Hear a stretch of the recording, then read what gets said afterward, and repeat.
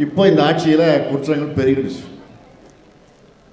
News சேனலை வச்சால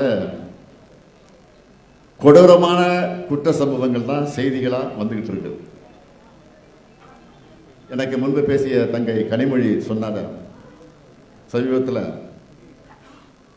திருவைகுண்டத்தில் ஆளுங்கட்சி சார்ந்த பெண்ணுக்கு அந்த கட்சியினரை பாலியல் தொல்லை கொடுத்துருக்குறாங்க.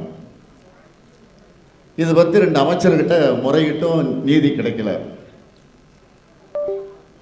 நேற்று கூட ஆலந்தூர்லையும் சேலத்துலையும் ஆளுங்கட்சியை சேர்ந்த நபர்களை பாலியல் குற்றங்களில் ஈடுபட்டதாக செய்திகள் வந்துச்சு. இன்னைக்கு இருக்கக்கூடிய முதலமைச்சர் பேசின எல்லா கூட்டத்திலையும் பெண்கள் பாதுகாப்பு பற்றி தான் தொடர்ந்து பேசினார். இன்னொன்று சொன்னார், எங்கே நல்ல விஷயம் நடந்தாலும் அது நம்ம பசங்க தான் செஞ்சதாக இருக்கணும்னு சொன்னார். ஆனால் இன்றைய நிலை என்ன?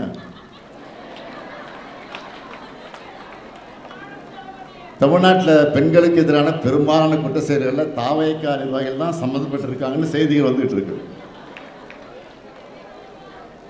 பிரச்சாரத்தை பேசும்போது தாவேக்கா ஆட்சி பாதுகாப்பு கொடுக்கணும்னு சொன்னாங்க.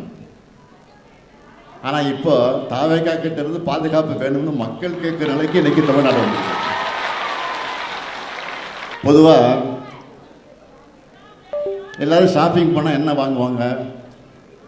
ட்ரெஸ் வாங்குவாங்க, வீட்டுக்கு தேவையான பொருட்களை வாங்குவாங்க.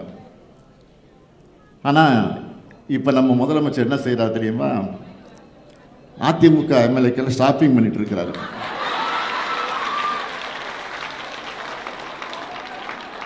நமக்கு என்ன சந்தேகம்னா, அவர் ஆட்சி மேல அவருக்கே நம்பிக்கை இல்லையா,